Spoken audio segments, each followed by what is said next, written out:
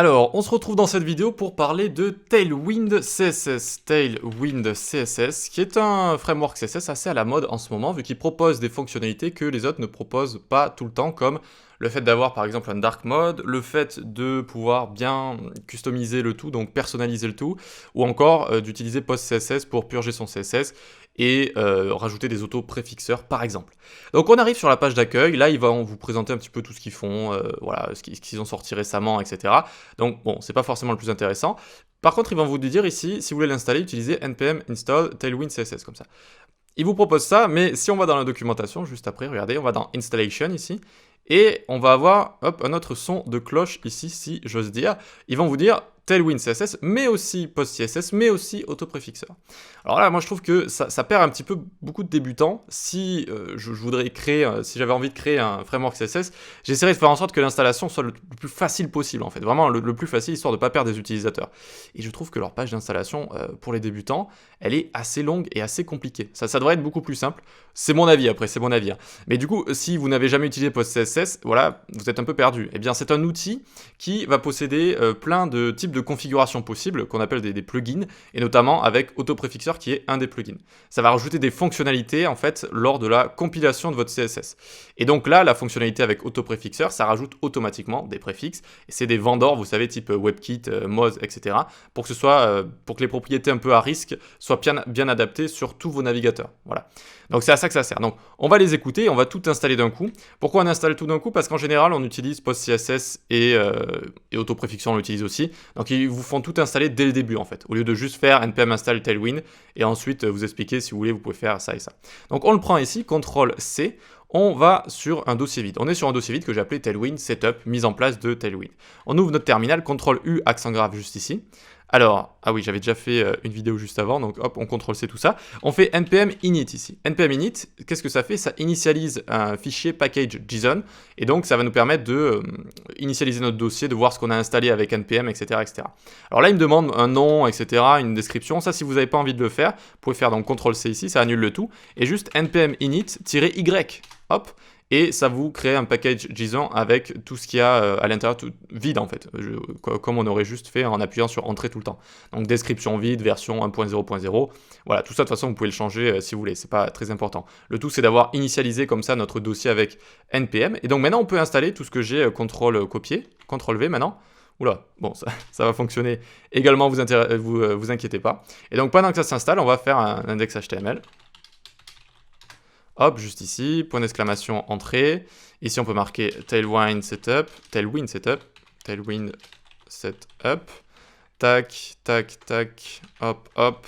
Link, on va linker ici un output CSS. On reviendra sur ce que c'est que l'output CSS. Pour l'instant, retournons dans le package JSON ici.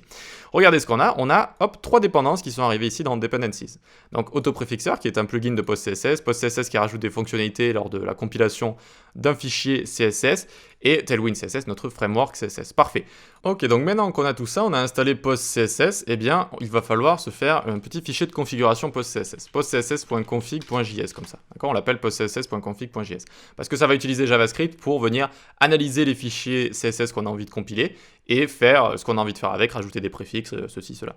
Donc ici, on fait module.export est égal, tac, tac, et on va rajouter en plugins deux choses. À la fois notre Tailwind CSS, on va le rajouter en tant que plugins. Alors, plugins ici, ça s'écrit comme ça plutôt.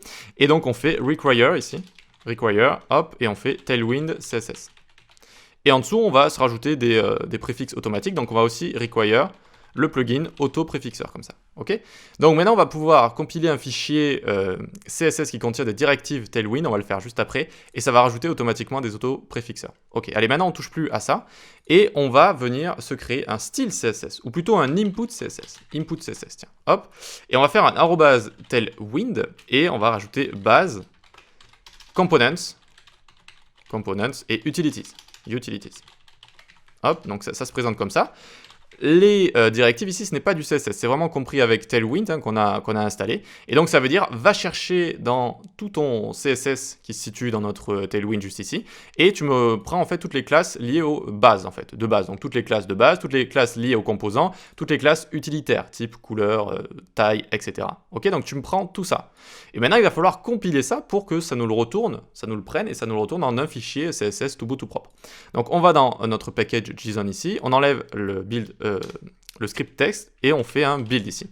On fait un script build et on utilise post CSS build à partir de input CSS qu'on va -o-output dans un nouveau fichier qu'on va créer qu'on appelle output CSS. Et je vous rappelle que j'ai linké ici directement à notre index HTML. Donc on a bien notre build, alors juste regardons bien post CSS, on n'oublie pas le build juste ici, et input CSS c'est ça, tac tac. Donc normalement on fait des dossiers et tout, mais bon là pour que ce soit plus facile pour vous, j'ai tout fait à la racine. Très bien, donc maintenant on se le build, donc CTRL U accent grave, on fait npm run build, tac, alors désolé c'est tout en bas en général la console. Et error. Alors, post-CSS build nanani n'est pas reconnu en tant que... Ah oui, quand on utilise la ligne de commande avec post-CSS, il faut donc post-CSS installer et aussi CLI. Donc post-CSS, npm install, je vais y arriver, post-CSS-CLI. Ça se prononce comme ça, non, CLI, oui, command line interface. Donc c'est pour utiliser la ligne de commande avec post-CSS juste ici, pour pouvoir build, pour pouvoir utiliser toutes sortes de scripts avec. Donc là, on est en train d'installer post-CSS CLI. Normalement, ça va se faire assez vite. Tac, tac, tac. Allez, hop. Donc, hop, c'est juste ici. Voilà, parfait. Et donc, maintenant, normalement, on peut. npm run build. Tac. Hop, je lance une invite de commande liée avec mon post-CSS juste ici. Et vu qu'il y a post-CSS CLI, ça va bien fonctionner. Donc, voyons voir ce que ça nous donne juste ici. On a bien un output. Tac. Hop. Qui va avoir tout notre CSS qu'on a demandé. Vous voyez qu'il y a 183 000 lignes, je crois, voilà, 183 000 lignes, avec tout ce qu'on a demandé, c'est-à-dire tout ce qui est les classes liées aux bases, aux composants et utilities ici. Voilà, donc on a bien réussi à avoir tout ça. Et donc maintenant, si je fais un H1 ici, Hello World, eh bien, voyons voir, je l'ouvre ici avec mon Open with Live Server, tac. Il est ici, mon Hello World, et déjà on peut voir qu'il y a une police d'écriture spéciale. C'est la police d'écriture de base avec Tailwind. Donc on voit déjà que ça fonctionne, mais on va pouvoir lui rajouter quelques classes qu'on peut rajouter ici. Par exemple, BG Red Nuance 400, Text 4XL, donc ça c'est pour la taille, et Text Center. Vous l'aurez compris, c'est pour centrer. Et donc là, normalement, on va voir que ça change, regardez. Hop, on a bien Hello World qui est juste ici. Vous voyez, donc, bon, l'installation, voilà, je la trouve assez complexe pour un débutant, hein, tout ce qui est post-CSS, etc. Encore une fois, moi, j'aurais essayé de faire un truc plus simple. Alors, il vous propose de juste commencer en npm Tailwind, installer juste Tailwind CSS, en fait, mais il vous le propose tout en bas ou au milieu en tout petit. Vraiment, il vous force un petit peu à tout installer d'un coup avec post-CSS, etc. Donc, bon, je trouve que ça peut être un peu trop dès le début. Et c'est pour ça que j'ai essayé de faire cette vidéo pour vous rendre le tout un petit peu plus digeste. Donc, je vais vous montrer maintenant des petites choses qu'on peut faire avec Tailwind CSS de sympa. Déjà, on peut se créer un fichier JS qu'on va appeler tailwind.config.js, comme ça. tailwind.config.js, ok. Et ça va être comme pour PostCSS, on va pouvoir effectuer des actions, si vous voulez, sur notre code, mais cette fois, c'est juste avec Tailwind CSS. Donc, on fait module.export est égal, tac. Et par exemple, on peut changer des valeurs ou rajouter des nouvelles classes, par exemple, directement ici. Donc, on va dans Team et on va dans Extend. Ça va étendre des classes qui existent déjà, d'accord? Donc, ça va pouvoir en créer des nouvelles. Et donc, on va créer une nouvelle classe liée au spacing, donc tout ce qui est padding, margin, width, height, etc. Et on va se créer une classe qu'on va appeler énorme, par exemple. Et ça va faire 1500 pixels. Ok? Très bien. Et donc maintenant, dès que je vais npm run build, alors pour l'instant, regardez. Ça, je CTRL-C, je vais dans mon output, je fais CTRL-F, CTRL-V, et il n'y a pas cette classe énorme, elle n'existe pas pour l'instant. Et si je fais un npm run build juste ici, eh bien ça va me reconstruire tout ça, mais ça va prendre en compte ma configuration que j'ai faite dans Tailwind config ici. Et normalement, si je reviens là, je fais CTRL-F, alors c'est en train de charger, non? Oui, c'est bon. Ok. Et donc ici, si je fais énorme, regardez, ça m'a rajouté plein de classes énormes. En fait, ça me l'a rajouté à chaque fois qu'il y a spacing qui est en rapport, en fait. Donc dès qu'on a de la hauteur, on peut changer son spacing, c'est-à-dire sa taille, on peut la changer. La width, on peut changer également. Padding, on peut changer également. La marge sur les côtés, on peut changer également. Et donc à chaque fois, ça m'a rajouté cette classe qui s'appelle énorme comme ça, d'accord? Et donc maintenant, on peut l'utiliser. Regardez, je vais dans index.html et je vais lui mettre une width, donc c'est w width tiré, et là je mets énorme comme ça. Alors hop, voyons voir, tac, tac. Et donc vous voyez que ça s'est arrêté ici, ça fait 1500 pixels de large, d'accord? Ça a pris en width 1500 pixels. Voilà, donc ça c'est juste, bon, on a juste gratté la surface, hein, mais vous pouvez faire énormément de configurations ici. Je verrai si je fais une vidéo dessus, sinon je suis en train de faire un cours dessus, donc ce sera expliqué dedans de toute façon. Et voilà, donc ensuite ce que je voulais vous montrer pour terminer, deux petites choses. On va dans notre paquet JSON, il est ici, tac, on va se créer notre script qu'on va appeler watch. Donc on peut venir ici, tac, watch, ça veut dire regarder, surveiller, et donc ça va pouvoir se mettre à jour en fait à chaque fois qu'on va changer notre fichier CSS directement. Donc si on fait -- watch comme ça, alors juste que je me trompe pas, oui c'est bien ça, tac, -- watch juste ici, parfait. Et donc si on fait CTRL U accent grave et qu'on fait npm run watch, tac, ça va lancer notre script qui est juste ici. Encore une fois, n'oubliez pas d'installer PostCSS CLI pour utiliser l'interface de l'invite de commande avec PostCSS juste ici, d'accord? Donc pour pouvoir utiliser tous ces scripts qu'on a là. Et donc là, ça va vous faire ce petit carré vide comme ça.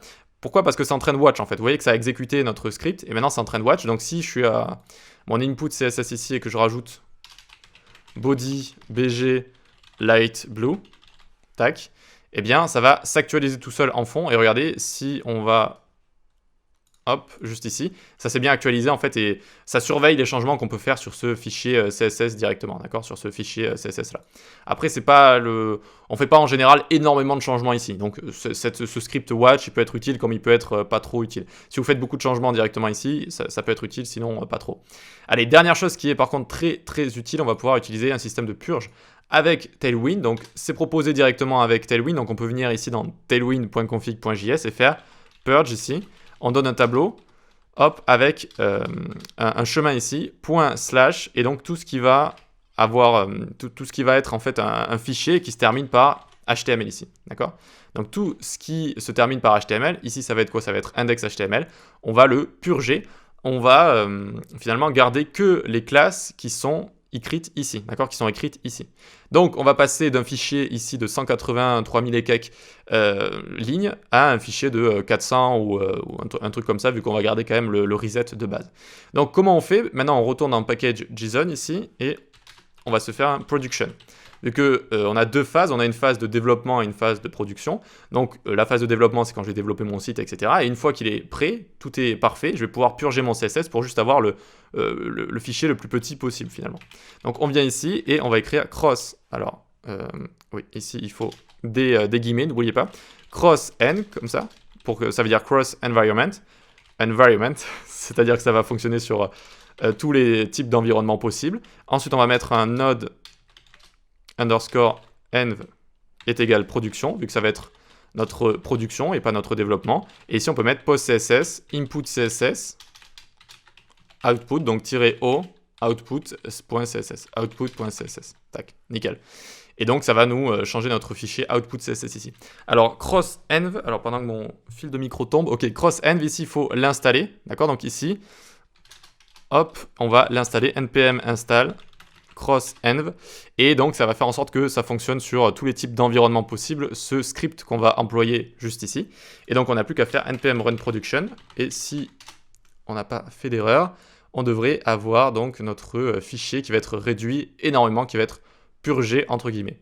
Donc voyons voir, qu'est-ce qui se passe, tac tac tac, on revient ici, hop, surprise, suspense, et c'est bon, vous voyez qu'on est passé de 183 000 lignes à 600 lignes.